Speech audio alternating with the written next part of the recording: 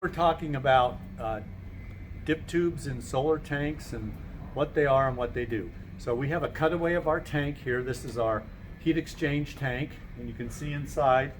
I'll point out this is an anode, the electric element if you have one, and this is the dip tube which we're talking about today.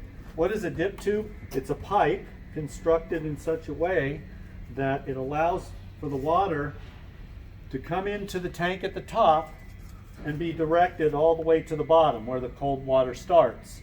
And why is that? So the cold water, all the connections can come from the top, and then the cold water from the city, cold water main, cold water supply flows. When you open a fixture, it flows to the bottom of the tank, forces all the hot water up to the top, and it exits this port here, which is hot to the house or hot to the fixtures.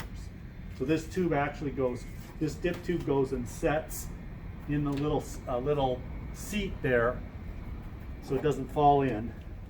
And then that directs the water. Again, it's a pipe. All the dip tube is a long pipe that allows the water to flow to the bottom of the tank. Continuing on dip tubes, we saw a cutaway of a tank. So you saw how the dip tube is dropped into the tank, and it allows for water to be either directed to the bottom.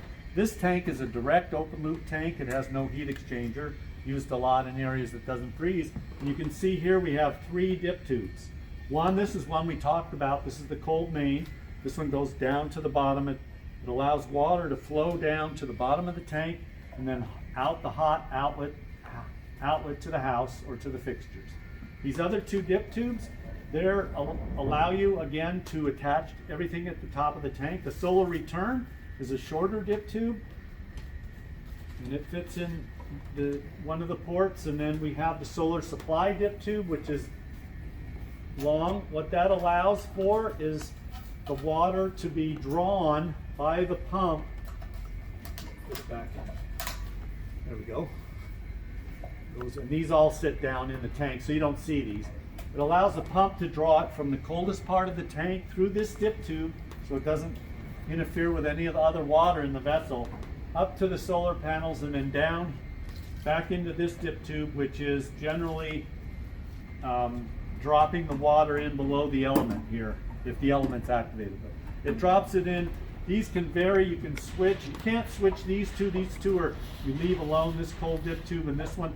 The hot one does not have a dip tube. But these two could be reversed if necessary for plumbing considerations, so you can switch their positions.